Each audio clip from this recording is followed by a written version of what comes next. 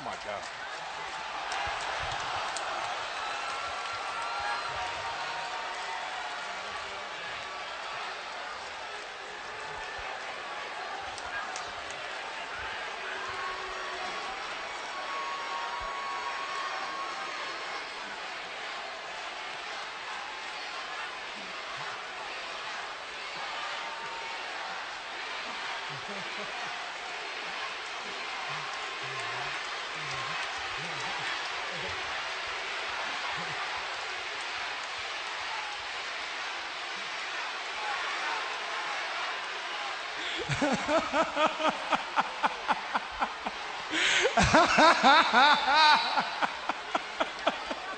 Can't you hear him, John?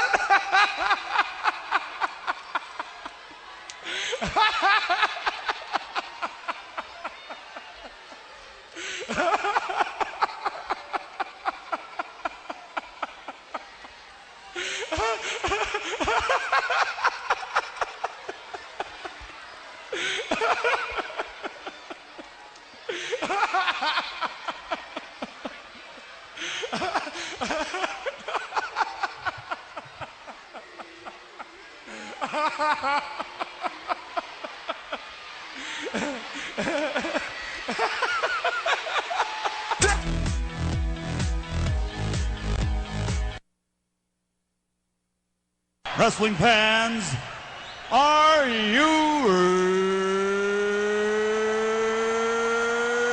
ready? Yes! Yes! Yes! For the thousands in attendance and the millions watching around the world, let's get ready to rumble!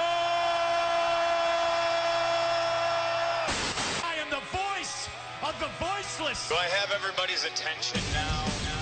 Sorry about your damn luck. I deserve one more match. It's going to be the end of the world as you know it. And welcome back, folks, to WrestleRant Radio, the final one of the month of April. I'm looking forward to it. We got 2 more episodes after this, RJ. I can't believe it. Seriously. I was just thinking about this the other day, but at the end of this semester, this is a 23rd episode. Yep. Next week's the 24th. And then we got the 25th episode of the season on, I think, not May 6th. That's next week. May 13th or something like that. I think it's the final day. Can't wait for it. It's going to be awesome. But we got a blockbuster interview lined up for tonight. We're going to be talking about Monday Night Raw, a little bit about TNA Sacrifice. I'll be talking a little bit about that because we got to get into WWE Extreme Rules this Sunday. We're talking our predictions. You pumped for it? Can't wait. It's going to be an exciting show today. But first, like I was talking about before, we got independent pro wrestler, a good friend of mine, Bull Dredd, on the line. How's it going today, Bull?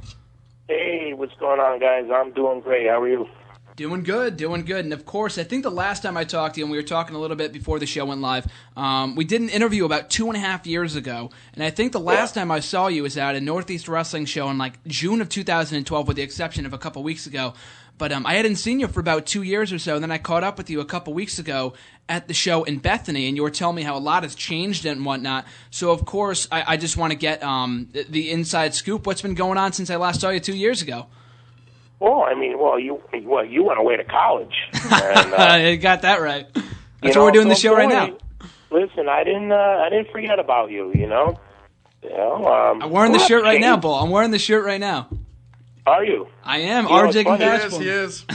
Yeah, it's funny. One of my friends, Fogman, had sent me a picture, and he was at a show in Mass. Yeah. And somebody wearing the Dredd shirt, and I couldn't tell who it was. The picture wasn't that great. But then I was like, the only person that I would know that had a shirt, you look like one of my friends.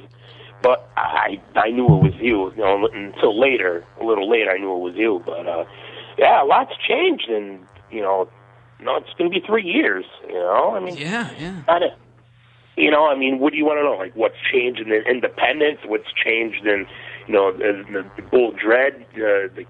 The life of Bull Dredd, the man behind the beast. There's just so much. Well, first of all, I just want to get the inside scoop on this. Like I said, the last time I saw you was in like June of 2012, with the exception of a couple weeks ago. I think that was the last Northeast Wrestling show that I've been to, so I've been kind of out of the loop on all the storylines and the feuds and everything that's been going on and whatnot. But I was at the show a couple weeks ago in Bethany. Great show. you were involved in an 8-man tag team match. One of the people that you were gunning for, and both of you guys got counted out, I think, in the first round or so of the 8-man elimination tag team match. You against Vladimir Joesph. So the first thing I want to ask you, what's the beef between you and Joesph? Because I know you guys are going to be facing each other this upcoming Saturday at New England Championship, or at Northeast Wrestling in Bethany. It is, isn't it? Yeah. Obviously, Vladimir Joesph is one of the biggest stars and the biggest guys, in all of New England. He's another beast, in New England. And my first encounter with him was about 2 years ago. I was the special opponent against Vlad, because I took the place of Just Incredible because he couldn't make the show. Yeah. And what a perfect fit is that you got these two behemoths in the ring. And, he got the best of me. I mean, he took the easy way out. And, and he cheated. He pulled something out of his trunks and he whacked me with it, Mm-hmm. But I respect him for that because I would have done the same thing. Mm-hmm. I faced him again the second time. Yes, he beat me fair and square. I'm not bitching about it. But, it's just like, when you have an itch. Like when you have an itch and you just keep scratching it and scratching it until it goes away. Yep. But Vladimir Joesph, to me, is like an itch that doesn't go away until you scratch the hell out of it, until you're rid of it. I want to take claim and regain my title as the biggest beast in Connecticut. I'm the OGB. I'm the original beast of Connecticut, and I paved the way for a lot of guys. And I'm going to reclaim my throne. And it's a match that I don't have to win. It's a match that I will not lose. He's entering my world as a no DQ match, and is he willing to putting it on the line? Because I am. Now, you were talking to me a little earlier today, and I went on the Northeast Wrestling website, and yes, like you just said, you guys are going to be facing off in a no disqualification match this Saturday night, Bethany Town Hall, Bethany, Connecticut, 7 p.m. bell time for anyone interested in checking it out. But you were telling me a little earlier today that you're going to be competing in a ladder match. Is that you, or something else in the show? No, I recently competed in my first ever ladder match. Oh, okay. Oh, talk a little bit about that. I want to hear about that. Yeah, it was in Waterbury at Crosby High School, and it was the biggest show by far in Waterbury and in Connecticut. Yep. Obviously besides World Wrestling Entertainment, but yeah, of course. Northeast. Whenever Northeast Wrestling comes to Connecticut, it's the grand stage. Absolutely. Especially WrestleFest. Yep. And in Waterbury, Crosby High School, it was well over 2,000 people. Wow. And I had my first ever ladder match, and it was me versus Caleb Conley versus Lucas Sharp. Mr. 205. Versus Mr. Mike. Yeah, 203, right? Mikey, yeah. Mikey Webb, Brian Anthony, and obviously myself. Yeah. And first time in my career where I got a chant, "This is awesome." Mm-hmm. The crowd was about to erupt because they wanted to see a new champion, and I had my fingertips on the belt. Yeah. And Brian Anthony, he's Northeast champion for a reason, and I was fingertip away from becoming the new NEW champion, and he jumped off the top rope and drop kicked the ladder, and I fell, 10 feet to the mat. Mm-hmm. So, my fingers were there. I was almost there, but I will not retire until I am once Northeast champion. It's crazy to think about, because I was just thinking about this earlier today. We're approaching May. We're only a few days away from the month of March, or from the month of May, and I was just thinking about this today. It was, I think, 5 years ago from Saturday that I attended my first ever NEW show, Northeast Wrestling. You just said it before. They got 2,000 people at the Crosby High School. I know they did at Waterbury, like you said. They've done it in Bethany. They've done it in Rocky Hill a few times. I've been to a few shows there.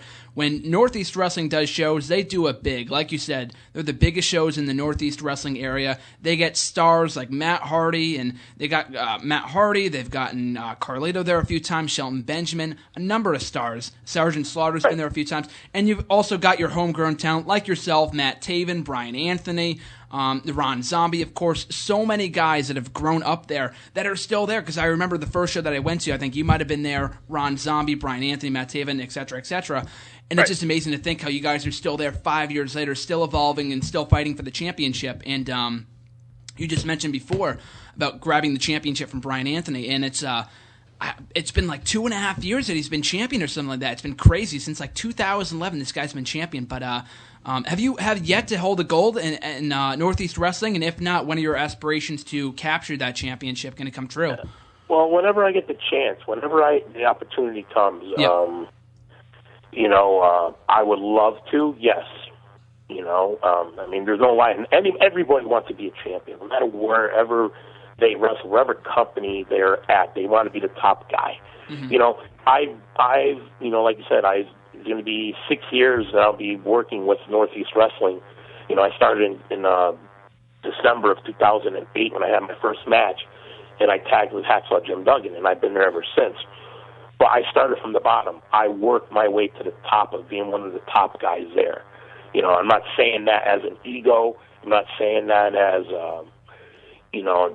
to put myself out there, put myself over. What I mean is that I busted my ass to work myself up to the top, to make myself known and be the beast. That's where HTA was born. The beast was born. Mm-hmm. And Mike Lombardi is, the top promoter. And he's the top promoter, of all the Northeast. And there's only one other person that comes close to him, meaning brain-wise, and but I'm saying mostly in Connecticut. There's a lot of other guys, promoters that run shows. You got Sheldon Goldberg. Yeah, and exactly. These are mine. These are real promoters. Yep. And the other person that I work with is he's a friend of mine that I started training with 13 years ago. He is. He goes by Joseph von Schmidt, mm-hmm. and he's a top star. He's a star in 4 countries. He's traveled around the world, and we have a school in New Haven, where he's the head trainer, and we're teaching a lot of the younger guys, training the guys. And he started PWA, and he's a true promoter. He's another true promoter that knows what he's doing. And to me, like I said, Mike Lombardi. And just a lot, like I said, just in Connecticut, Mike Lombardi, even though he runs in New York also, but Mike Lombardi and Joseph von Schmidt in Connecticut are the 2 top promoters. Well, it's funny that you mentioned Sheldon Goldberg before, too, because we're actually having him on as a guest next week, because tying back to what you just said at the start of the interview, when that picture, because I met Fogman at that same show, because he was talking to me about the Bull Dredd shirt that I was wearing, and we were talking about you a little bit. And that was at a New England Championship Wrestling show, and it's funny because it's only like 5 minutes down the street. Because when I can't go to the Northeast Wrestling shows, I'm going to be trying to go into one when I get home in about a month. But they have New England Championship Wrestling, which is like the Massachusetts version of Northeast Wrestling, so it's pretty cool. It's right down the street. So, and Sheldon Goldberg runs it, so it's pretty awesome that you mentioned that. But one thing I did want to talk about that's unique to you, it's on your Facebook page. You've got the 10 Commandments, but it's wrestling commandments. And if you don't mind, I'd like to read a few off if that's okay. Read them off, yeah, and then I'll explain to you, what they mean. Okay, so here's one of them, and we don't usually allow foul language on the show, but I'll make an exception because it's pretty comical. But one of your 10 wrestling commandments is, "Thou shalt not use 10 finishers and 30 high spots in an 8-minute match, and end it with a small package or a schoolboy. Learn some wrestling psychology, fucking marks." And then your next one says, "Thou shalt not subscribe to the WWE Network and call it training. Get off your ass and get in the ring and do some work, you lazy mark." So I just want to know, what was the motivation behind these 10 commandments of wrestling, and where'd you come up with the idea to do these? Well, obviously it was Easter time, and then you think of, every time you think of Easter, I think of the 10 Commandments, because I think of the movie, and I'm like, wouldn't it be funny, like, when there'd be the wrestling commandments, and this is stuff that, that I guess you work, or, we struggle with every day, the guys that are, in the business, like veterans, and what it pertains to is that what's changed, say, within the last 10 years of the business that I've been in, it's way too easy for somebody to come off the street and just with a snap of their finger, like, wake up one morning, like, I want to get into the wrestling business. Yeah, exactly. And, they're like, they consider themselves in the wrestling business because they hang around with they have a friend that hangs around with a friend that's in the wrestling business, or somebody that hangs around with somebody that's in the wrestling business, or somebody that's a lackey or a freaking bitch, somebody that that goes around and freaking sticking their tongue up their ass, Yeah. To consider yourself to be in the business, I mean, you need to pay your dues. I mean, you need to train. You need to know how to work. Earn the respect of the business, and that's what's lacking right now. It's way too easy for fans. There's a difference between a fan and a mark. Yep. Fans, keep the business alive. Obviously a fan is a mark, but marks are what ruin the business, because when they get into the business and they think they know what they're doing when they're actually not. Yep. Yeah, I hear you. It's poison to the business, and that's what I hate. And the pertaining for the Wrestling Commandment, yes, it's comical, but it's the truth. And a lot of guys, veterans, have approached me, sent me messages of like, dude, keep them going because they're every 100% true. Mm-hmm. And I just kept going with them. I came to a point where I just ran out of ideas. It's like it's hard to put it on paper. Yeah. At some point, you'll bring them back as more ideas come to your head. Yeah, I mean, I could go off. Believe me, I could go off. I could bury a lot of people and embarrass a lot of people. You're a veteran. Now. You're a veteran in the business. Yeah, I mean, I'm not going to say myself I'm a superstar. I'm not going to, I haven't been to the big dance, like WWE. Mm-hmm. But I treat every locker room as it is one. Exactly. And I've been in the ring with veterans. I mean, legends, in the locker room with legends. I talked to legends where they watched my match and they critiqued it. Mm-hmm. And I think the last time we talked, mm-hmm. I ended up touring with Northeast Wrestling a few months later. Mm-hmm. And I had the pleasure of wrestling, 2 shows with Ric Flair. Really? 2 nights in a row. Wow. And I don't mean like wrestling, I mean like, Yeah, well, in the same ring with him, yeah. Not in the same ring, but, the show in locker room, and he's critiquing our match mm-hmm. in the locker room from the monitor. And I had that experience, that exposure, and there's somebody from a legend like that to tell me what I was doing right. Yeah. It's a dream come true. Like, I know I made it. And who are these guys that have only been in, that snuck in through the back door into wrestling and think they know what they're doing because they run 1 show a year, or mm-hmm. They've announced like 2 shows or something, and all of a sudden they're wrestling promoters. And, and who are these guys to say, who to listen to, and that's, these guys are cancer to the business, and I take it personal sometimes, and I shouldn't. But that's what's changed. Over the last 3-4 years.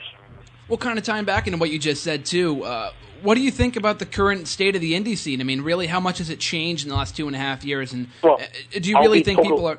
No, go ahead. I'll be totally honest. Like I said, I'm not going to be unprofessional, and I'm not going to stoop to a lot of guys' levels, because it's unprofessional of them, doing what they do. And if they're listening, I'll tell them straight out, Yep. Just being honest. Facebook is the problem, is because it's allowed people that have, everybody's allowed their opinion. Yep. Obviously. Everybody has a mind of their own. Mm-hmm. But people shouldn't be stating opinions if they're not able to back it up. Especially like, guys, people that have not done anything in the business. Yeah. The critique and, tell people what show to go to and this, that, whatever. But right now in the indie scene is every fan's wet dream. Mm-hmm. It's like, I don't want to take that away from them because it's keeping indie wrestling alive. Yeah. But I could very easily bury the the marks, the guys that have done nothing in this business, like I said, that are cancer, that have done nothing, I can very easily just bury them. But I'm not gonna, like I said, I'm not gonna be unprofessional and do that. But I just think the indie scene is getting worse, and the only people that are pretty much keeping it old school and alive is, Northeast Wrestling and PWA. Mm-hmm. So what that? I think. No, go ahead. No, what was that? I'm sorry. No, I was just going to ask you another question, but if you wanted to continue off that. Well, dude, I could go on all night. People.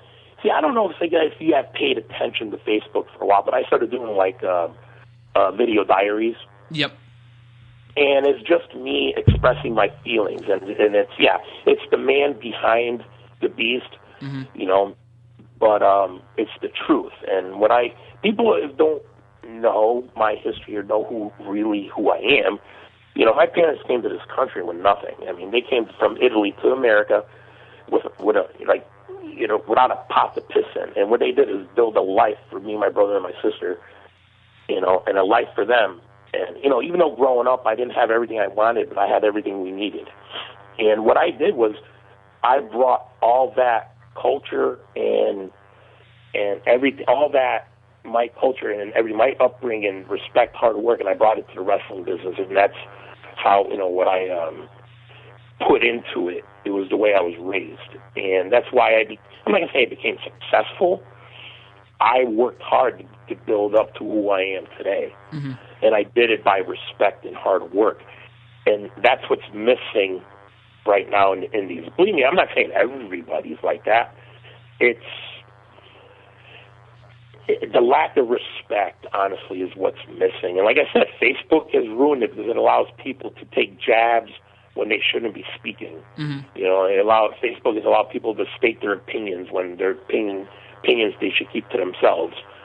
And technology, sometimes it can help you, but the internet and everything can bury somebody. It can make somebody's career, and it can ruin it.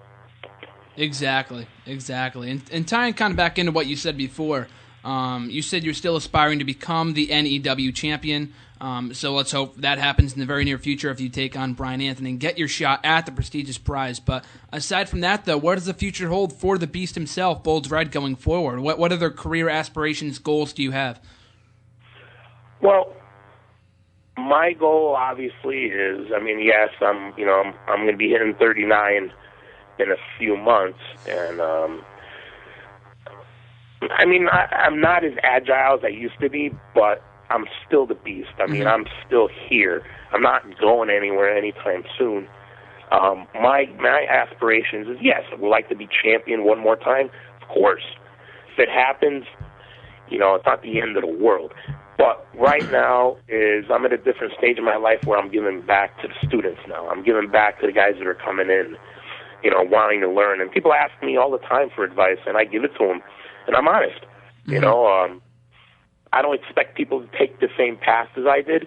What I expect people to do is work as hard as I did. And, and that's what I love. I love to be somebody's inspiration. Mm-hmm. And just that's passing along your knowledge, exactly. Yeah, we're nobody in this world is better. In this world we're all equal.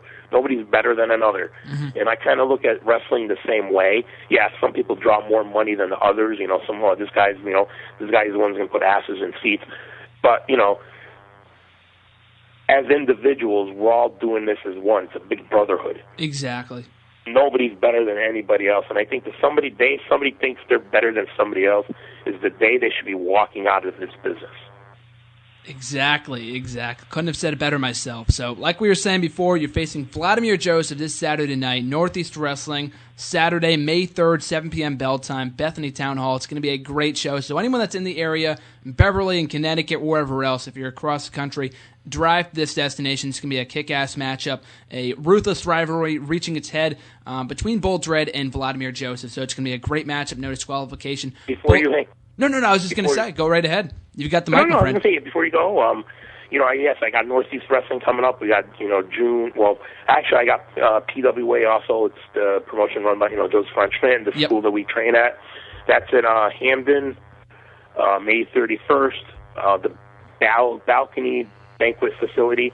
The last show there, which was 3 weeks ago, actually, or 2 weeks ago. I'm sorry. Yeah. Play, stand-up crowd, and they, the feeling there was like bringing back the days of ACW where I first started. 12 years ago, and then Northeast back is going to be in New York, June 6th, and AEW returns to Ansonia in June 7th. Yeah, that's a show I want to go to.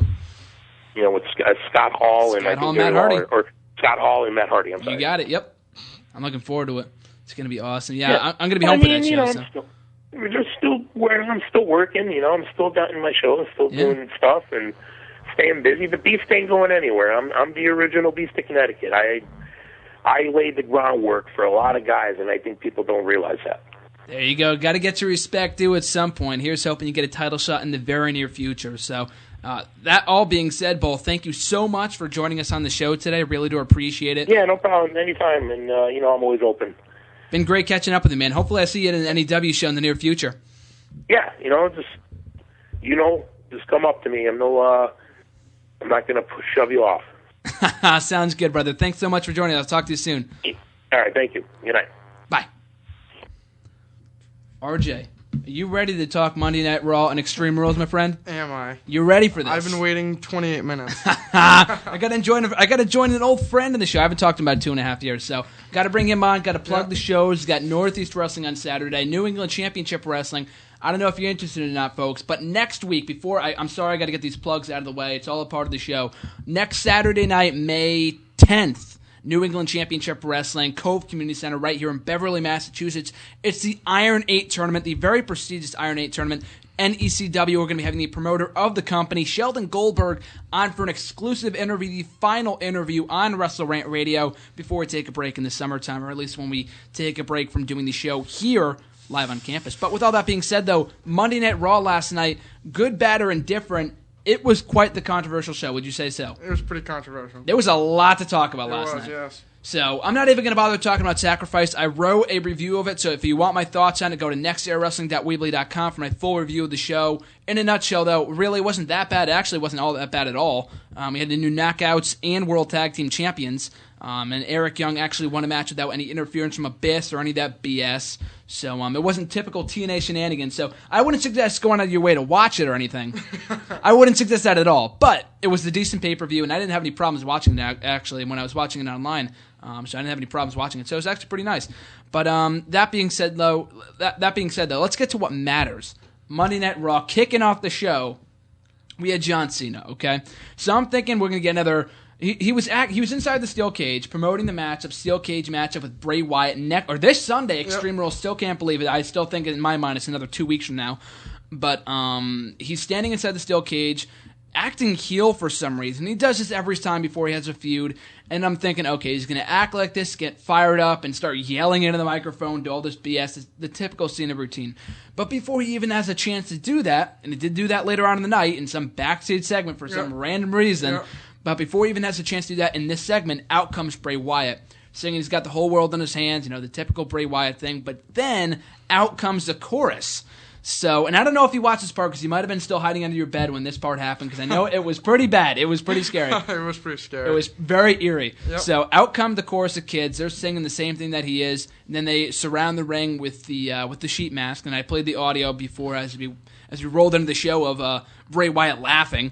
So that was very ominous and a great way to kick off the show. It was a little weird, with the kids holding the masks and stuff. It was a weird visual, but in a good weird visual. Awesome stuff. And it's about time they finally came up with something creative as, let's put Cena in a handicap match this week and have him win by DQ. The same old shit. So I'm glad that we had something, a change of pace. And, let's forget that Cena promo later on in the night. It didn't even happen because that made no sense. It was stupid. It was very stupid. It took away from this awesome segment. So, RJ, your thoughts? I thought it was a very good, little start segment for Raw. I thought Cena was going to go on his, big yelling spree or whatever he does lately. But then, luckily, we got saved by Bray Wyatt. I thought it was very creative when they had, all the kids with the mask and singing stuff. It kind of, made him feel... I don't know. There was a dark, eerie feeling to it. Yeah. And then... he like started laughing. I feel like they kind of pushed the laugh on way too long, but obviously can't critique everything they do. But that's just nitpicking things. Yeah, but I thought all in all, I thought it was a good segment, and if that whole Cena thing didn't happen at the end of the night, it would have been fine. But that kind of ruined it too. But we talked about this last week. I still don't think, despite anything that we saw last night, a Cena heel turn is not in the books at all. I still don't think that's happening. I don't see that happening this Sunday or ever even. Maybe at some point, but definitely not anytime soon, if ever. But that being said, though, I think it would have been nice had they not done that promo later on in the night and given viewers a chance, given viewers an incentive to look forward to this match. And I still look forward to the match regardless. Oh, yeah, exactly. It's not going to change my mind on the match. No, not at all. I think it was just, I think it would have been better had they kept that out and gave fans the impression, okay, he might turn heel Sunday. I mean, we all kind of know he won't turn heel, but a lot of people think that based off that promo, he's like, okay, maybe he actually will turn. You know what I mean? He could. Like, I'm not saying he won't. No, never say Hulk never. Hogan turned heel. No one ever thought that would ever happen. You never know. I don't know. I feel like Cena's too hot right now. No, he's never. And they can't really risk him going heel. No. I'm not saying he will turn heel, but I mean, just give the belief to fans and make them think that he will turn heel. You know what I mean? Yeah. To like the casual viewers and stuff like that. So yeah, I thought it was an awesome segment to kick off the show, and definitely give that final boost that the feud needs, because we were talking about last week that the feud, it really wasn't the same, because we were raving about this rivalry going into WrestleMania, and I thought it was died down after WrestleMania. Exactly, it definitely died down after WrestleMania. This is a great way to great final segment, and I think I was saying last night that it would probably have been better had it closed the show. But it kind of set off the tone on the right foot. Yeah. If they had Ric Flair and do all that stuff come out, we'll talk about that soon too. Yeah. But it would have been a little weird. So a great way to kick off the show last night. We followed it up with another good segment. The Usos retaining the tag team titles. Very, very good matchup. Thought we would get this at the pay-per-view. I thought we would get some kind of non-finish or something like that. We didn't end up getting that for some reason. Usos went over clean, not complaining at all. Great matchup. Great win for the Usos. With the tag team division right now so depleted. Crumbling. Absolutely crumbling. Which is funny because I was raving about it like 3 months ago when we had the Road Brothers, all the tag teams, but now there's literally no heel teams anymore. 3MB, Los Matadores, don't get me started. I literally turned the TV off last night when that clown came on. That was stupid. We'll get to that in a little bit too. But who do you see challenging for the tag team titles next? Who could you possibly see being the next challengers? I'll say the Wyatt family. I'll say Harper and Rowan.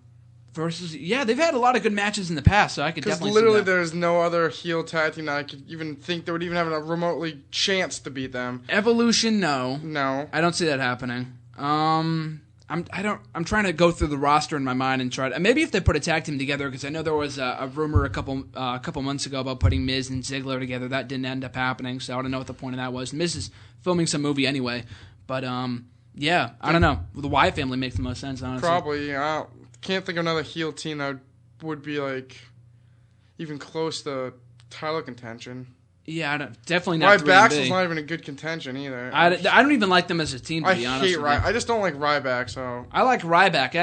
It's not even that I don't like Axel. It's just the fact that together they're like two like opposite people. Yeah, like, it makes no sense. It's like they take a huge guy, put him with just like a decent size. It's not like they have like Rey Mysterio and Batista. It's two different like exactly. It's Shawn Michaels Diesel kind of. Yeah, exactly. Yeah. It's two different things, and Axel kind of got screwed with the whole Paul Heyman thing, but yeah, that's another story for another day. I'm very upset about that. I thought he had a bright future, but I don't know. It's not too. At least he's on TV, I guess. Exactly. He's a very good wrestler. He's a very good wrestler. Yeah, just his name sucks. Yeah. Well, like I was telling you last night, better than Michael McGillicuddy. Yeah, but that sucked too. Just like Husky Harris with that. So, like, I don't get why they don't just stick. Like, why don't they just stick with his name? Like, everyone knows his dad, and like Joe Hennig. Yeah. But no, they go Michael. Like that's. Ugh. I don't know. I read a couple years ago that he changed it on purpose. I don't know how much truth there is to that. I don't think that's true. That's a terrible name. Yeah, he said that he hated that name and he always wanted to get away from it, so I don't know. But like you said, at least he's on TV. Very good wrestler. I just feel like all these guys are from NXT kind of getting shafted right now. Yeah. Besides Brian, because he was like, well, he did get shafted. He got fired at one point. But yeah. It's weird because they all get pushed and then they get de-pushed. Like Ryback, Barrett. Heath Slater's always sucks, and never mind. Gabriel sucked too. Yeah. Tarver's not even employed. No, Otunga's there, but he's not. He's terrible too. But I don't know. I just feel like if anything, they need to put a heel tag team together besides the Wyatts because they don't have one. Yeah, hopefully they. I was gonna say Sandow, but Sandow. Who are you gonna team with them? Yeah, I don't know. Someone said Cody Rhodes. Ooh. They've Rhodes had that. Scholars. I think, yeah, but They did. No, I think Cody Rhodes should break off on his own. Like you were talking about before, we did that scenario last week. Yeah. I think that'd be sexy if they did that. So, they did the same thing last night. They furthered that last night with Cody Rhodes and Del Rio. The match was good, but it only lasted a few minutes. Del Rio went over for no reason at all. I mean, what are they doing with Del Rio right now? But at least they're building towards the Goldust Cody feud. That's what matters. And I'm happy they're not doing it on the pre-show of this Sunday's pay-per-view, because that would have been ridiculous too. So up next, though, we had a few segments on the show. I'll just kind of go around to the important stuff. There was like a long lull of just random matches that didn't really mean anything. I'll just go over them right now. I can think of them. Tyson or Sheamus, waste of time. Literally attacks him. Bro kick done. That was just a waste of match, waste of time. Waste of time, but on the positive side, and I will say this to defend it, in its defense, at least it wasn't a regular match, Sheamus just beating him. You know what I mean? At least Titus O'Neil. But still technically a squash match. Technically, yeah. Move. And, I know, it was a waste. They're not doing anything with Titus O'Neil. They're not doing anything with Sheamus either, so. Oh, yeah, that's a waste, too. But there's so many guys they're wasting, it's ridiculous. Yeah. There's no... I'm not in creative or any control of WWE, so I can't say anything pretty much. Yeah. Anything that goes on the internet, they don't read or listen to anyway. Exactly, they're making money, I'm not. So. Yeah, we pay for the WWE network. Exactly, we're paying money. them for our terrible ideas and stuff like that. Yeah, exactly. So, yeah, we had a bunch of stuff last night. This was really hit or miss. I personally, this is just bias, and I mean from a fan standpoint, I enjoy this, but realistically, it was pretty pointless and stupid. But Hugh Jackman on Raw last night. What were your thoughts on that? It was all just a plug. That's all this guest. It was just for the movie. Plug, yeah. Yeah, that's pretty much. I enjoyed it because I liked Hugh Jackman. So I thought it was a decent, for how bad other segments were. I thought it was a funny segment. It was a funny segment. It was better than what's his name? What was that guy? That damn politician that was on the show a couple years ago. I forgot. It was Al Sharpton. Remember that? Al Sharpton, Cedric the Entertainer, Forrest Henderson. Yeah, they've had some pretty bad ones, but I don't know. Yeah. I thought it was a funny segment. And I thought it was good. Yeah. I think it was right after the Titus thing. So it was. Yeah. I don't know. It's better than Santino, I guess. So. Yeah, exactly. We didn't get another Santino Fandango feud, or a match between those two. Didn't see Emma, but never mind. Yeah. We had Rusev Woods again. It was so funny when that match happened. I'm thinking, and I see Xavier Woods in the corner. I'm thinking RJ's gonna be pissed. How long before he tweets me about this? It was like 20. No, literally, it was like Rusev. They announced him, and then all of a sudden, and his opponent Xavier. I'm like, I've seen this match. Yeah. 3 times. Then you see it again on Sunday too. Exactly. I've seen this. Literally, they had 3 or 4 single matches on NXT, and nothing's changed. Not on Raw too, and everywhere else. And SmackDown, and all it's they've seen. I bet you that's been a dark match 20 times. Yeah. It's a match that we've seen all the time. No one cares about Rusev. No one even cares about Xavier Woods and R-Truth. It's pretty much a waste of time, and it's just another shitty match. That was like a long lull in the second hour. We had that. Cesaro's Swagger wasn't really all that good either. I mean, it was fine, but I mean, their SmackDown match last week, which I thought was pretty good, so this was a downgrade from that. 3MB Los Matadores. That's joke. On the pre-show. Oh, the El Torito Hornswoggle thing is. Yeah, we'll talk about that in a little bit. Stupid. No one cares. Don't even get me started. We'll talk about that in a little bit, but what did I want to talk about? Oh, yeah, 2 more things before we get into our Extreme Rules predictions. The Kane, Daniel Bryan, and Brie Bella thing. Now, this was okay. There was a little less logic in it. Like, it was weird because we were talking about this over Twitter last night. But Stephanie apologized to Daniel Bryan, and then she came off as disingenuous, so it wasn't like the fans kind of thought she was a face or whatever, but they booed her anyway. So she gave Brie Bella a match for the title. Yep, against Paige, the Divas Championship. Didn't last long. No, what the thing was that's stupid about it, she said his mask is locked up in the thing, and then they showed that he didn't have it. So anyone with somewhat of a brain would have been like, "Oh, Kane's gonna come out and make this not happen." And then they did the same camera angle, pointing right at the ring, and then Paige and Brie Bella are down. I'm like, here come the flames, and literally 2 seconds later, here he comes out. Yeah. Where is he? Out of the ring. I don't know. We've only seen that 2,000 times. And Bryan's dumb enough to look up the ramp, even though Kane came through the crowd last week. You know what I mean? I didn't get that. And then his then Brie Bella didn't run away either. His neck's hurt, and he hits him with the wrench, and then he sits up. And that was okay. I like that. No, what I didn't get was he chokeslammed him. Brie Bella gets back in the ring, which makes 0 sense. That doesn't make any sense. He grabs her, about to bring her in, and then somehow she has enough strength. Yeah. He's a monster, but she has enough strength to kick him away and skate away. But then, instead of Kane chasing them like he would have last week, he killed them 20 times. Even though all these officials and trainers and all these people there, he just lets them sit 20 feet away and just sit there and just do nothing. Like, it made no sense. I don't know. It was a decent segment, but just stupid how, like, they didn't, like, run away from Kane or anything. Like, they kind of just sit there and, like, she, like, made it look like the officials or trainers are going to protect her. Like, it was kind of dumb. But yeah, it was kind of stupid. I kind of liked how she called Stephanie McMahon a bitch, but... That was nice. Yeah, that came afterwards. I feel like there's going to be a feud with them, but I don't know. I'd be okay with that. I mean, Brie Bella isn't doing anything now anyway. I mean, I don't know how long... Neither's 75% of the Diva division, yeah.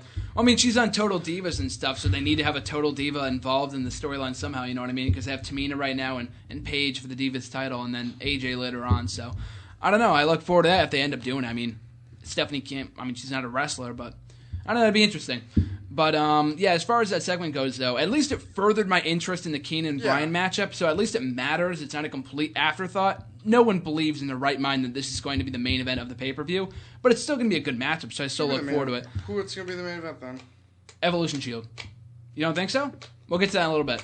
But it was funny, though, because Brie Bella was able, like you said, she was able to kick her way out of Kane's grasp. But I thought for sure when he got out the second time, she'd like go to hell or whatever stupid shit they say. And it was a couple of years ago, though, and this is funny because he tried to do the same thing to Zack Ryder, and then Zack Ryder needed the help with John Cena. So technically, Brie Bella, I guess, is stronger than Zack Ryder, which I guess wouldn't surprise me. I feel like lately they've actually used that a lot. I remember Undertaker did to Kane one time.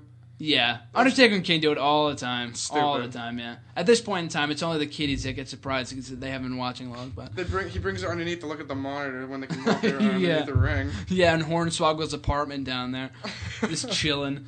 But we had that. We had the finals of the IC Championship, the Intercontinental Title Tournament. Bad News Barrett versus Rob Van Dam. A very good matchup, I thought. Bad News Barrett went over after interference from Cesaro and Swagger. Then afterwards, we had a brawl between RVD, Cesaro, and Swagger. Triple threat announced between those three at the pay-per-view. Really nothing on the line at all. Not even a future shot at the IC title. Not even a stip. No, that's... someone told me that it was elimination, but... On the website, it doesn't say that, so I think that's inaccurate. What I don't understand is it's Extreme Rules pay-per-view. There's one match. Exactly. There's one match that has a stip that's... the cage match, too, I guess.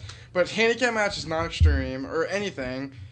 I think the Hornswoggle might be... How funny is that? I think Hornswoggle might be TLC. It's a WLC match. How pathetic is it? Is that the pre-show match involving not Miz? I'm sorry, I think that's a couple years ago. Hornswoggle and El Torito has a stipulation, but that one doesn't. Like either's Biggie and Wade. Biggie Barrett, Evolution Shield. Well, that's a 6-man tag, so that's kind of like a stip. I guess. Yeah, I don't know.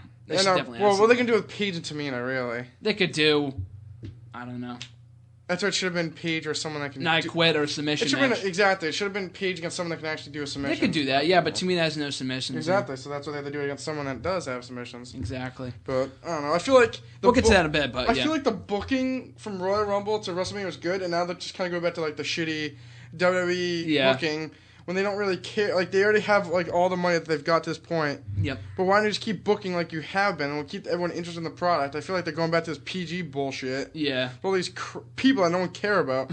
Like, there's only, like, 1 or 2 matches at Extreme Rules I actually care about. Well, I don't know. I still like the direction of the company. It's just weird the way they've been booking a lot of things in the last few weeks, and a lot of things have just been...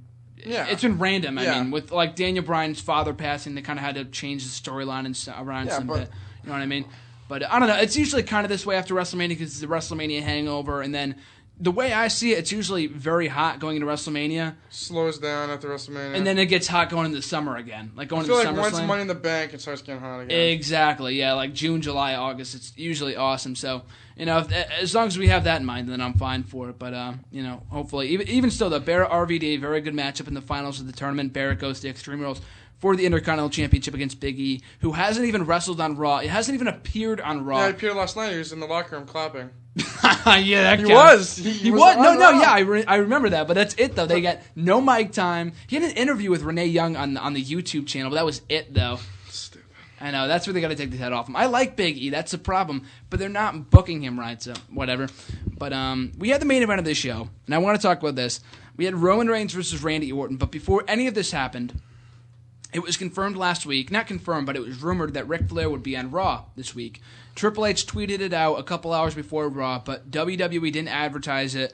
The commentators didn't hype it up, so it kind of had people second-guessing whether it would actually happen or not.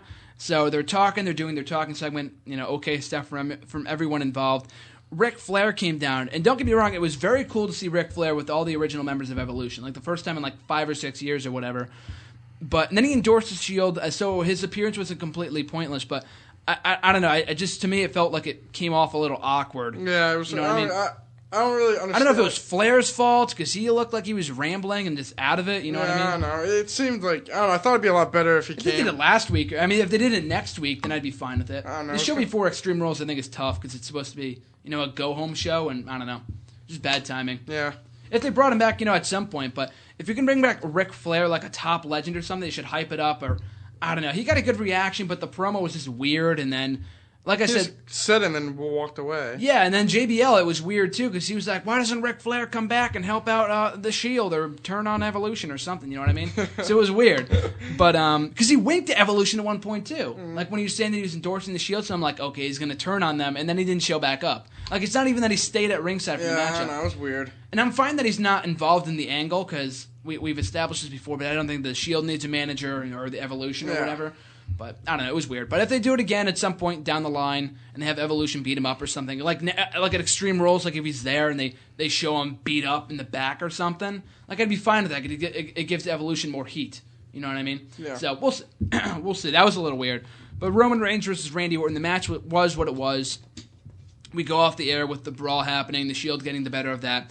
So that's how we went off Raw. So from there, or overall thoughts on Raw, really? That was pretty good. I thought it was pretty good too. Besides that dead period for like a half an hour. Yeah. I think it was like that whole second hour. Yeah, pretty much the second hour was pretty dead, but besides that, I thought it was pretty good. For the most part, though, a lot of those matches, they were filler, but they served a purpose. Like even the Alexander Rusev thing, that was like to promote his matchup. The 3MB, I mean, as terrible as that was, that promoted the pre-show. You know what I mean? Rhodes and Del Rio that furthered that thing, so it wasn't completely pointless, but it was like really boring. Though that was kind of a lull period. But that being said, though, we'll get into our Extreme Rules predictions. Might go a few minutes over time, but it's Extreme Rules. We got a prediction show today, so it's okay. But I know you want to talk about this, the pre-show matchup on this show, confirmed last night on Raw: Hornswoggle versus El Torito. One match that I didn't want to see to begin with a couple weeks ago on SmackDown. And then we got a rematch. And now we're getting the rubber match at Extreme Rules in a WeLC matchup. Your prediction for this matchup? Don't care. I don't care at all. No, just I'll probably watch it, and I could care less. Yeah, flip a coin. But I want to say Hornswoggle. I don't know. I could care less. I got El Torito just to make the little kids happy, because I guess Hornswoggle's heel now, so. He's not a heel at all. What? He's not a heel at all. No, he's with 3MB, which people hate, so. I think people just hate them because they suck, but. Yeah, I don't like 3MB. I could care less who wins the match. Yeah. I got El Torito, you got a Hornswoggle there. So that's the pre-show. The one pre-show I'll try to miss. Up next for the Intercontinental Championship, Big E versus Bad News Barrett. Your prediction? Bad news. Bad news? There's no way. The only way that I see Big E winning here is if they do a rematch a couple weeks later, because they go to England in a couple weeks, and they have Barrett win the championship there. I think they'll have... I just think he'll win now, and then they'll just fight again at Payback. No, yeah, I'd be fine with that. Either way, I think Barrett's going to win the championship. I think he's going to win because we haven't seen Big E in like a month. Yeah, exactly. But the only thing, and I'm not getting my hopes up, because with the tournament, people are like, oh, the title's going to be treated prestigious again. We said that on the show a couple weeks ago, too. It could. And it could. It very well could. I'm not saying it won't be, but it's been a curse. Like with Curtis Axel, he won the championship. Like he beat Cena. He beat Triple H. He beat Jericho, wins the championship, does nothing. You know what I mean? It's not him, though. It's the booking. But exactly, but Axel suffered the same thing. Bad News Barrett, yeah, he was the one that held the title before him. When Barrett held the championship before him, he lost every freaking match that he was involved in. You know what I mean? It's like a curse. Like they're booked well before they win the championship, and when they win the title, they're booked like crap. Yeah, but I feel like now if they have this tournament, they're going to try to make it look like... I hope so. Yeah, they have to. They have to, otherwise it's a joke. Because the U.S. title's... Yeah, which is being defended on Friday, actually, which is pretty funny. And a 3-1 handicap matchup. Del Rio, Ryback, and Axel. So I guess whoever pins Ambrose wins the championship. I don't know. I should look at the spoilers already. Yeah, I don't know. I think it's happening right now, or it already happened. But yeah, Ambrose passed the mark yesterday for longest reign as U.S. champion in WWE history. which is easy when you don't defend the title. Exactly. It's an impressive accomplishment nonetheless, but I guess in my mind, and this is just being a conspiracy theorist, but I think the only reason, not the only reason, but one of the reasons is why, because the person who formerly held the title of being the longest reigning U.S. champion in history is now a commissioner in TNA. I don't think that's the reason why they did it. I don't think they care at all. No, I'm just saying I think that might have been I don't know. I'm not saying it was the sole reason. I thought it was interesting. I don't know. I don't see, Graham. I'm just picking at things here. I don't know. I'm just stretching. He sucks too. Hang up the boots, buddy. Yeah, what did you say to me last week over Twitter about MVP? He sucks. That's all I know. He's like 40 He's or something. old. He sucks. No one cares. He sucked in WWE. Well, I'm going to rant of all the shitty guys that have been there for a while. In TNA? In WWE that they got rid of. Oh. So going into the next... Oh, and I got Bad News Barrett too. So Bad News Barrett, we got 2 for 2 there. Up next, we got Paige versus Tamina Snuka for the Divas Championship. RJ, your pick. Paige. Yeah, I really see no reason why Tamina should win here. I think maybe down the line, if ever, but Paige just won the title a couple weeks ago, so it'd be weird if she lost this early. And they're obviously building towards her versus AJ, so no-brainer here. Should be a good matchup. Paige goes over. Up next, we've got Rusev versus Truth and Woods. Handicap match, go. Rusev. Yeah, no doubt about that. Rusev goes over. These are all way too predictable. Most of them are, yeah. Well, every match. Well, the main events aren't predictable, I don't think. Brian. I don't know, Brian, obviously, but the other two. Bray Wyatt's going to win, but... I don't know. All right, keep going. I think in a dream scenario, and I said this last night, R-Truth and Xavier Woods, R-Truth walks off on Xavier Woods, turns heel. Who cares? I hate R-Truth. So, I forgot about this matchup. Swagger versus Cesaro versus RVD, go. Triple threat. No step. I want to say RVD. Swagger's not winning. I know Swagger. I don't know. I just feel like they don't know. I feel like Cesaro's in a very weird place. Exactly. Right, I'm just gonna say RVD. I don't know. I feel like they could. I don't know. I'm gonna say RVD. I could care less who wins this match too, because it means nothing. That's half the issue with this pay-per-view. Not half the matches don't mean anything. And what happens if Cesaro wins? Nothing. Yeah, because there's no step. Yeah. Stupid. Just kind of a random match. At least he's on the show. It just doesn't make much sense. But I don't know. Just take a guess, Graham. Yeah, I'll go with RVD here. I guess it doesn't really matter if Cesaro or RVD. They'll probably have RVD pin Swagger, so Cesaro isn't pinned. I'll go with that. Up next, we've got Bryan versus Kane, Extreme Rules match for the WWE World Heavyweight Championship. Go. Who? Bryan and Kane. Bryan. Yeah, no way Bryan wins the championship, especially or loses the championship, especially to Kane, no less too. But I do like the way that they put the mask back on him, and they've actually treated him like a monster, with the exception of last night's segment to an extent. I don't know. I like it. I think they've done a better job of making him seem like a threat to Bryan. He's not a threat at all. He's a better threat than when he was Corporate Kane, though. So at least they're trying to make him up to seem like a legitimate threat to the WWE they make Championship. Him seem like a legitimate threat. No one believes he's a threat. Oh no, but that's what I'm saying. At least they're trying. So I guess. No way Kane. Why'd you do that match already? It's the main event. What? Why'd you do that match already? It's the main event. You think that match is close? I guarantee it'll be the main event. Bryan versus Kane. Yes. Over Triple H. Yes. It has to be. It's a championship. No, it doesn't. Then it's like downgrading the championship. Then. Exactly. Yeah, but I feel like they've. I'm not saying I agree. I feel like they made that mistake before. They're not going to do it again. I guarantee it'll be after this. I guarantee it's the main event. We'll see. I got Evolution versus Shield the main event. We'll see. But I feel like that. I don't know. No, I hear what you're saying. I feel like it doesn't matter. Like Evolution Shield, it literally doesn't matter who wins. It's another match. It does not matter who wins. Yeah, I want Shield to win, but I want the Shield to win, but that doesn't mean if they lose, it's like let's do a rematch next month. Exactly. It's so stupid. Yeah, I got Bryan here. So John Cena versus Bray Wyatt, steel cage match, WrestleMania rematch. Go.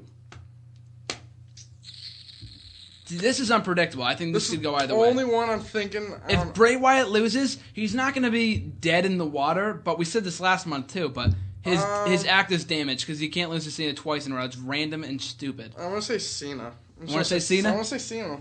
I thought Bray Wyatt for sure was going to win WrestleMania. Go with the opposite. I'm going to go opposite. I want to say Cena's going to win. Okay, I'll go with Bray Wyatt because I don't know. They have to have Bray Wyatt. I think win if here. Cena loses, it's gonna be some stupid reason why he loses. No, yeah, Bray Wyatt won't win clean. No, or like they'll do something stupid. This is something they would do. They did this a couple of years ago too. Yeah. When Big Show chokeslammed JBL through the freaking ring and he won. Cena will do like an FU off the top rope. Bray Wyatt will fall through the thing and then he'll get pulled out or something stupid. I guarantee something stupid will happen. Or Cena will just win. Well, or he'll go Super Cena and start like killing people. Aside from that, though, so you got John Cena or Bray Wyatt? You sounded like you got Bray Wyatt there.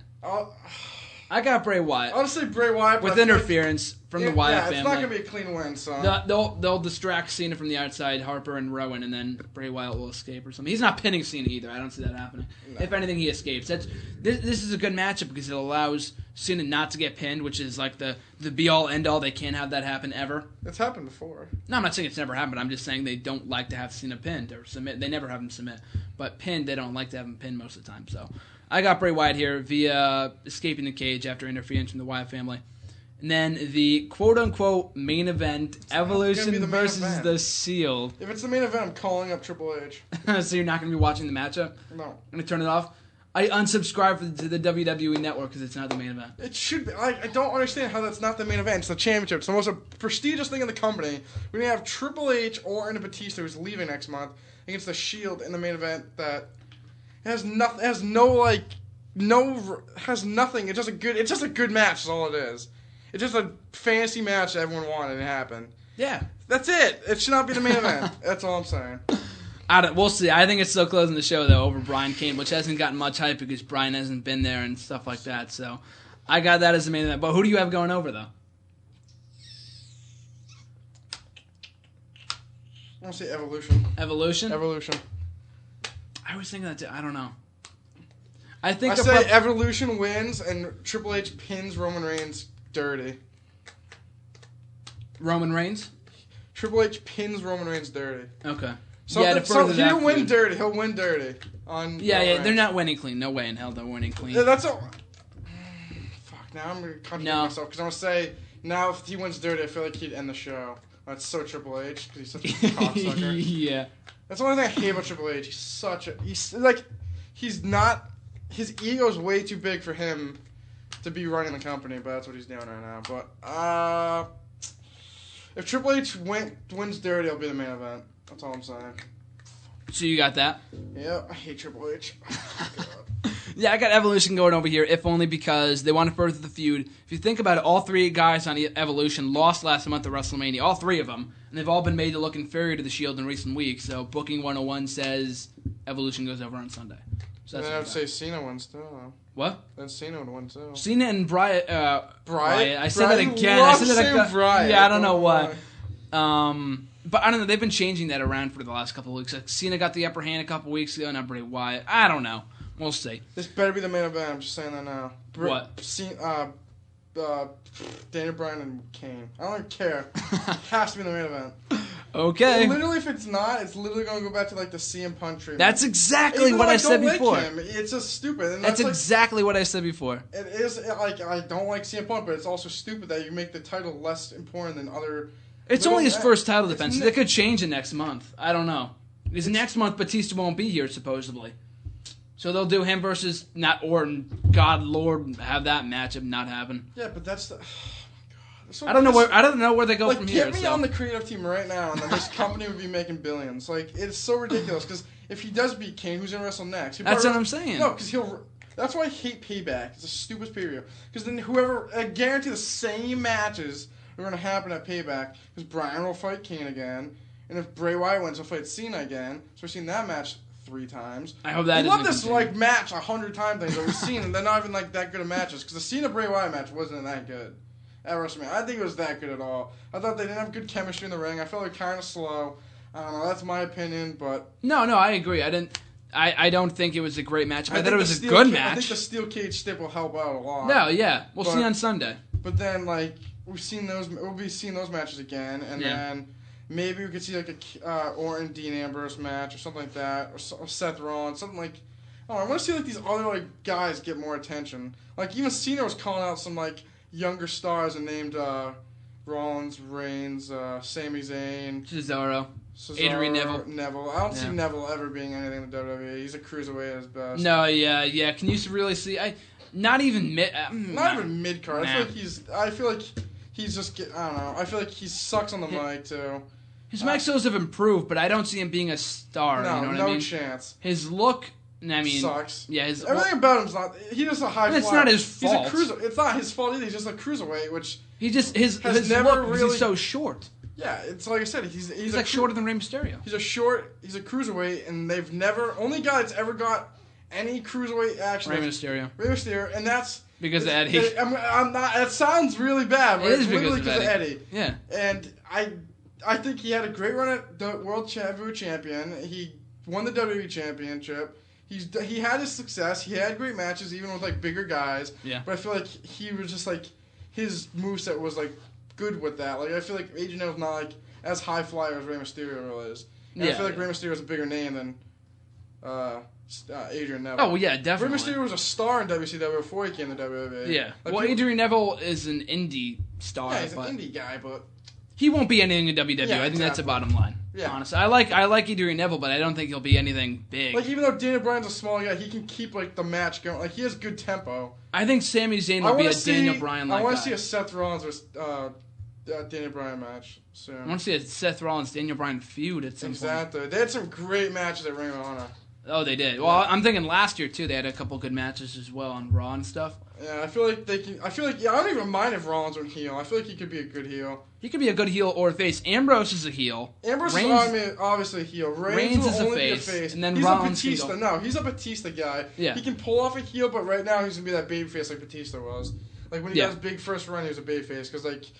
Reigns and Batista. Like like Batista's big main run was when he was a face. Yeah. And just like Reigns will probably be like they both started off in a heel group. He was only a great heel because he was in the stable. He was the muscle of the group. Yeah, you know what I mean. Like he started off with Devon. Yeah, if anyone ever remembers that. Yeah, Preacher Deacon, whatever that.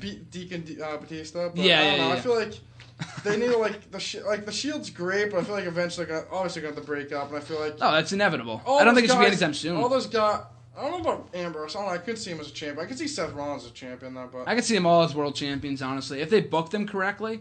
Yeah, I can see that. But if they book them right, I'm just saying they have the talent. I'll say that much. You can say like you can break up the Wyatt family and Eric Rowan and Luke Harper win championships. That won't happen because Eric Rowan won't. Luke Harper, I don't know if he'll win a world championship, but he has a bright future. I think he's a great wrestler. I think those two are perfectly made for tag team. Oh yeah. See them, no, but I mean if they ever split on their own. Yeah, I know what you're saying. Luke Harper, I think would be very good. I don't know, but I feel like they Adam Rose. Yeah, and then he's coming next week. I'm looking forward to that. No, you're not looking forward. No, it's not like I'm not looking forward to it. They just have nowhere to put this guy. Who's he gonna wrestle? I'm thinking. Let's put it this way. There's fan perspective, and then there's like realistic perspective. Yeah, you know what I mean. Fan, I'm excited for it, but if I'm not a big fan of him either. But realistically, I'd rather see Bo Leave out there. You're gonna see the next feud after we move away from Santino Fandango is gonna be Fandango Adam Rose. So get ready for the million matches between those two. It is too. That's the worst part. It will be. It will make no one will care, and they'll pull Emma with him. No, please. You would waste her talent again. Like. They need to, if anything, they need to start trimming the roster, because I feel like half these guys don't even... Well, with NXT now, I mean, they call up so many guys, what the hell are you going to do with all the rest of the roster? What do you mean? In the WWE? Yeah. Wait, what are you talking about? You start trimming it. Yeah, I mean, there's so many guys that aren't being used that it's a waste that they're even on the roster. Otunga, Yoshi Tatsu. I'm not saying these guys aren't talented. Like a Kurt Hawkins, I thought he was very good. They just don't use any of these people. Because they don't have anywhere to put them. Exactly, so get rid of them. Exactly. I mean, I hate to say fire these people because I don't want to see anyone out of a job, but I mean, you know what I mean? Graham, fire half the roster. JTG, I don't want to see you get... I don't. He can get canned, too. I need to come on here with a list and just say all the people that should be fired. Yeah. Because I feel it's not like they should be fired, just like they have no direction. They have no use. Exactly. And then if do something with them. Make them a manager or something, you know? Nah, you don't bring those guys for managers. No, it depends. Make a tag. No, don't do that. Never mind. I feel like if they made JTG and someone a tag team, I'd care less. Yoshi Tatsu. I feel like they bury these people so deep that I care less. I'd rather see them because they're not on TV. I'd rather go see them go to TNA and be nothing and bring up freaking NXT guys I've seen, I have interest in. Like I think it would be a good tag team Fandango and Tyler Breeze. Yes. I'm a big fan of him. I like that. His gimmick's a little weird and like it's kind of like it's not. I don't think it's gonna last unless he evolves and unless he is becoming more aggressive on NXT. Yes, I think he's very good. He's great. I think they should. He comes from the same school as Emma. Lance Storm taught him both. Yeah, I like him. I think he's good. His gimmick is similar to Fandango. It is. I feel like the NXT. I think NXT has a lot of good wrestlers. It does. They have a very bright future. So when you move those guys up, you got to get rid of the old wave. And you have to they don't release anyone anymore. You notice that? Yeah, and like you said, like they have to bring these guys. Like if we're gonna have them fresh face at NXT and have good matches, can't have them come to WWE and squash some local guy in 20 seconds like Ryback did for 3 years. Like these guys need to come up. Once they come up in WWE, they need to have like bright storylines, direction. I think that's the point. Because I think what they should do is start off Bo Dallas versus Adam Rose. Even though it's not the best feud, it's something like at least they're coming up and like having a good feud like they actually mean something. Instead of having Adam Rose come up and fight Fandango that no one can care less. Okay, they both have dancing gimmicks. Okay, that actually does have direction, but you can only do that as long as possible. The only problem with Rose and Dallas putting them together off the bat is because no one knows anything about them, so no one's going to care about the matches. Yeah, I feel like you got to put them on the established guy. Know who they are. They do, but I mean, putting them together right off the bat. I feel like the WWE Network's actually like it is. It helps a lot. That's why Paige got a big. Well, she would have gotten a big reaction regardless, but that definitely helped because she got exposure on the network. I hate Mojo Rawley too. Mojo Rawley. I don't get hype. I stay hype. I don't get his gimmick. He's like, what's he? The Ultimate Warrior plus what is it? Someone made some comparison. The Ultimate Warrior plus something equals Mojo Rawley. Oh, I don't really like him either, but he doesn't have. He's not very. Sami Zayn. He can be the next Daniel Bryan, man. I'm not saying like Daniel Bryan. He didn't get over because of the yes, but he's such a good wrestler that he is like NXT's version of Daniel Bryan, in my opinion. I don't know. I think the next Daniel Bryan's gonna be Seth Rollins, but that's me. But his mic skills ain't. Well, so do Daniel Bryan's, but it's completely different styles though. I could see Seth Rollins, and we were talking about this before too. I like Seth Rollins. Seth Rollins, I think, could be like a Jeff Hardy. Ever since I've seen Seth Rollins, even like independent stuff, I really liked him. I thought he was gonna be great. Then he went to FCW with Seth Rollins. I think it was Tyler Black at FCW, right? Yes. I don't think they rebranded him until we got to NXT, but I think him, Reigns, and Ambrose fought a good amount of times in FCW, and they're good. And, like I think like he could be great. I don't know. I don't know how old he is. He's probably younger.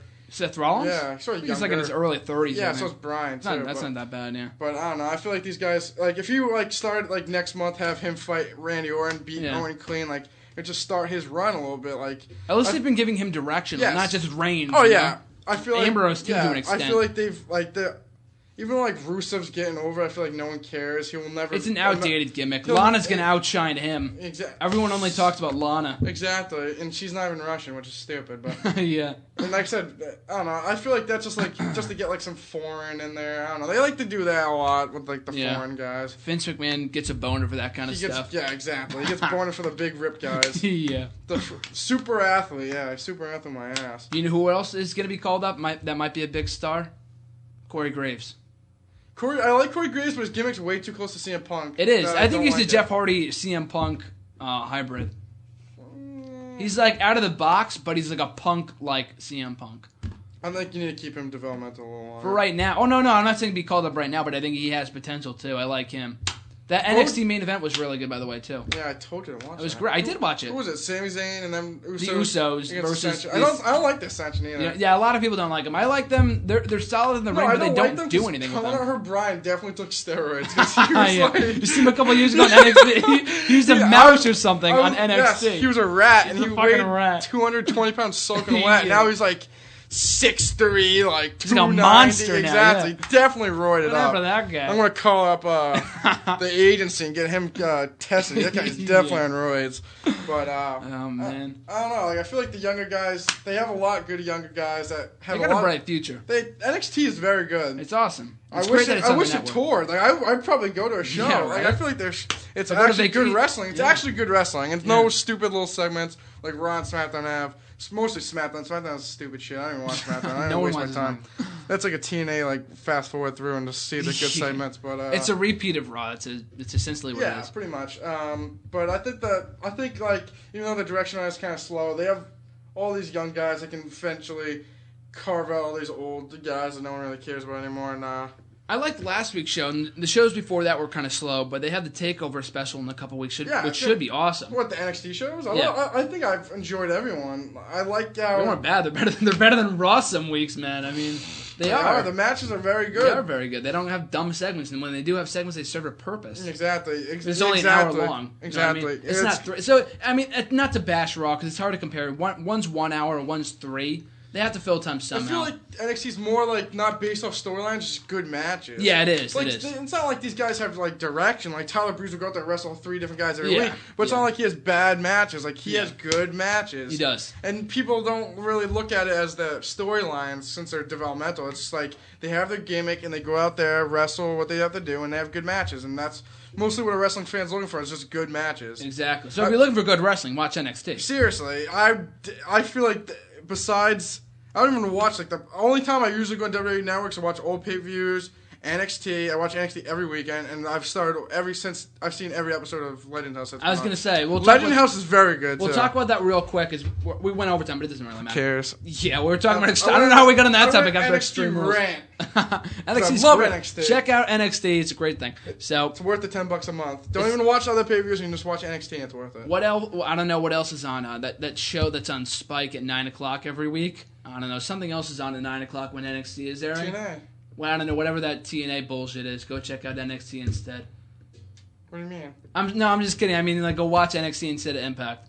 I heard. I was watching Impact you see the instead. rumor that WWE might put something on Spike? No, Spike sucks, man. Spike, I hate Spike. They used to be on Spike. I love Spike. Spike now, all they have is freaking cops. That's all they got. Now they got Bar Rescue. Do they? I don't know. I don't watch Spike. Start watching Spike, right? Every time I go on there, they have the dumbest shows. I don't know. How do you not like cops? I don't want Raw on Spike. They're not going to put Raw on Spike. They might won't. put SmackDown on Spike where they belong. I'd rather see SmackDown Spike than freaking SmackDown on Sci-Fi makes no sense at all. Is that still Sci-Fi? It is. Say stupid. Who cares? It makes no sense. Put NXT on Spike. Nah, it's better. They're not going to give it a TV deal now. Thank God. I like how just no commercials, just great wrestling. They'll increase the price of the network and do all the commercials. At some point, they will. I'm grandfathered in, then. I'm $10 a month. I started off the beginning. I'm fighting it. No, I'm saying like I'll fight it. I'm saying at some point if they put in eventually commercials, they will. But for right now, even if they make it like 10 or 11, it's still worth it. You know well, it's already $9.99. Yeah, so exactly. It's not going to go up $1 grand. But they will. They were saying like $13. Okay. Yeah, that's what I'm saying. It's okay. The thing is, I saw it like they were saying last night. It's not on Dish or Direct anymore. No, so the pay-per-views now. Yeah, because they're pissed that WWE took. But the thing is, I looked at it the other day. They already hit 665,000. They're making pretty good subscribers. Yeah. And you take the 6-month commitment that you have to pay them. Yeah. Times that by how many viewers they've already made. They're gonna make $41 million. Yeah. They've already made $41 million. They'll hit the deadline before the end of the year. Yeah, they're trying to get $1 million. It's only been 2 months. Yeah. They've already made $41 million off the WWE Network. Yeah. That's ridiculous. It's fantastic. It's a beautiful thing. It's great. Worst thing is they rumored it in like 2011. Yeah, 11 like 3 years ago. They had the countdown Like Legends House was probably filmed 2 years ago. This is the worst thing about it. I mean, this is terrible to say, but thank God no one on that show died before the show debuted. Thank God. I think if Ultimate Warrior was in that show or something. It's a great show. We'll talk about that for a few minutes. Legends House, both episodes. It's not like because you watch Total Divas too, right? Yeah. A lot of things go on in that show. That she's doing this. That's a lot of drama. Exactly. There's That's not like a the lot reality show drama. Yeah, and a lot of it's scripted too. They need to have storylines and whatever. And this is less scripted. They're just doing activities. There's not a lot of newsworthy things going on, but it's funny because the personalities they have on there are great. So funny. Jimmy Hart. I like Hillbilly Jim, Pat Patterson, Tony Atlas. They're all hilarious. All funny, yeah. They're great. Piper's alright. So. You just sit there and describe the show to someone. You go a full report, they're going to think it's the most boring thing ever. You have to watch in order to enjoy it, you know? Literally, I think it showed last night, Legend House episode 2 and episode 1 are one of the top most, 3 yeah. for WWE Watch. It's hilarious, yeah. It is so great. funny. I love it. They got to bring in the the Monday Night War show pretty soon too. I can't. Why? When are they bringing that in? It's been like 2 months. Summer. Oh, come on. Dude, they have to let us wait. They gotta make us wait. Yeah, that's a good point. Legends House will keep me busy in the meantime. That's a great show, though. Great show. If they do a season 2, they gotta bring in like Hogan or something. Total Divas on. It gets too good ratings for E. They won't. But they should throw a replay. Oh, they should. Yeah, definitely they should. That's what I thought they were going to do. Tough Enough too, man. The old episodes of Tough Enough. Seriously. Tough Enough, Velocity, Heat. I could kill some of Velocity and Heat. Well, some people like the old matches, episodes, but still. That's what I mean. But still, ECW. But I don't know. I think Total Divas is good too. I like Total Divas a lot. It is. Yeah, it's not as bad as people were. I thought I was pooping on it when they first started hyping it. Why? Because before the show debuted. Why? Because the divas that they had on that show, I'm like, oh, this is gonna be the worst thing ever. Why? And I watched the show because they were hyping it up. They were shoving the hype down our throats every single week. That's what John Cena in the last 10 years. That's what sucks. That's what I'm saying. I love Total Divas. I think the guys on Total Divas are hilarious. I'm not saying it's about John. Usos on Total Divas make them like me like them more wrestling. It's so funny. Tyson Kidd's pretty funny too sometimes. John Cena even got a laugh out of me a couple weeks ago when he did something. Daniel Bryan's pretty funny too. They're all funny. All the guys on Total Divas are funny. Even like you take out the guys that might not watch. The boyfriends that you might not even know. Yeah, Vinny and that other guy. The weird kid with the whoever's dating Eva. Yeah, he's a good kid. He's funny too. Summer I think is a better addition to the show than JoJo was. JoJo had no meaning, but she went to get plowed by. She wasn't bad. Next week, so. Yeah, but that's gonna be funny. I think it's a good show. Yeah, obviously it's drama. It has a lot of drama. It is, but that's what keeps the viewers coming in, though. Like you know the Cena, Nikki Bella, thought he was cheating on and bought her. That was ridiculous. Like, come on, like I wish that was me, brand new. That's like right out of a movie or something. And it's still entertaining. Bitching about Tyson Kidd's sister too. Let's talk about this for like 30 seconds. Am I the only one who has disliked Natalya more after seeing her on that show? I hate her. I think she's so annoying on Total Divas. She is. Like, I liked her before. She's a great wrestler, and I still like her as a wrestler. But as a person, she seems like the most annoying person ever. Yeah, she seems like a bitch. Yeah. I like everyone else. I hate Ariana, too. I think she's annoying. Jesus, you watch a show on Sunday? Yeah, she's annoying. When she lost the cat, it's oh stupid. My god. I like all the divas besides Natalya and even Eva's likable now. Yeah, I hate I don't like Natalya. I'm not gonna say hate. I don't like Natalya and she annoys me. Ariana on the show. Yeah. I just call it. Naomi's great. Naomi's good. She's probably the best one out of them all. The Bellas are up there. I initially did not like the Bellas, and I don't love the Bellas, but they've definitely gained my interest. How do you not like the Bellas? I'm not Look at them. I'm not. I like the Bellas from a look standpoint. Absolutely, like a 12 out of 10. But I mean, personality, they're annoying. You know what I mean? Yeah. But now I think Nikki Bella's more annoying because I feel like she's more like the prissy, like I need everything. Yeah, Brie I think is better, but even so, I think Naomi's good too. Yeah. Naomi's great. I wish Rikishi went to the wedding. Couldn't make it. Rikishi, what's up with you, Rikishi? Exactly. He's hitting the rock with a car or something like that. What's he doing? Exactly. But check out NXT. Check out Total Divas. Check out Legends House. Everything else but Raw, SmackDown, and Impact. No, you watch Raw too. Don't watch SmackDown. I'm just kidding. You know what I mean, though. I even like the pre-show. We'll just review Total Divas and the pre-shows and pre-show. I like the pre-show. I think Alex Riley's hilarious. What the? Okay, can you please explain this to me? What? I'm sorry for cussing, but what the fuck? Why didn't they wish Alex Riley a happy birthday yesterday? He was on the pre-show. He's on every show, and they didn't wish him a happy birthday yesterday. I forgot. What the hell? Alex Riley deserves better. He deserves better. I'm not saying he's gonna be a future world champion, but the guy was great. He was good. I feel like he had a great run at first. Then yes, he did. He feuded with the Miz. What are you doing? I guess he trashed Cena or something. He did some backstage, some BS like that. He's not great in the ring. I love him as an announcer. In the ring, he was amazing. I'm not saying he's like his entrance music's amazing. Yes, say it to my face by Downstay. I still have that shit on my iPod. It's great. I'm not saying he's like a Daniel Bryan in the ring. I'm saying he was pretty good. But I mean, I think even on the mic, he was progressing too. He was getting great reactions. Yeah. The night he beat up Miz, he got a pop. When he jumped right over. Yeah, oh my God, they were chanting Alex Riley. It was awesome. They got, oh my God, they got to bring that guy back. Yeah, Booker T. I think, who is it? Booker T. It's Josh Matthews. Yeah. I don't mind Josh Matthews. Yeah, I don't like him. Who cares? Actually, come to think of it, I probably like him more than Jerry Lawler. I hate Jerry Lawler now. His jokes are like... He was only good like early 2000s when he was a heel. Yeah, when he was a heel. Now, for the last like 10 years, he's been annoying as hell. Yeah, I don't know. Even Michael Cole, I think, is more likable now. Yeah. As a babyface. JBL's funny. JBL, he can be annoying at times, but most of the time he can be funny. Like last night, what did he say? He sucks bad news, though. What? I hate when he sucks up the Bad News Barrett. Oh yeah, some people he says like flying goat like every 5 sentences when Daniel Bryan's in Air go! He says it all the time. Air go! Air Usos! All those guys. Yeah, he loves the Usos too. Yeah. It's so funny. Yeah. He's just got to get some new material, that's all. But aside from that though, he's pretty entertaining, So we just want to rant on NXT and all the reality shows they could possibly watch. So the commentators, why someone didn't get a wish happy birthday, and why their entrance theme was awesome, and why Total Divas, why you should watch it. You should watch all that stuff. Especially NXT. If you want to watch good wrestling and just like watch no NXT segments or BS, watch NXT. Watch the future of the company Seriously. now. And watch hopefully WWE doesn't kill all these guys when they come to the main roster. So watch the WWE Network. It's great. It's $10 a month. It's awesome. You can watch all the pay-per-views. I was watching Backlash. I was talking about this to you a couple days ago. If you watch Backlash 2009, you can see RJ mark out as Randy Orton wins the title. I did. It was a great show. I put my review up on YouTube. It was a good show. A great show. Very good show.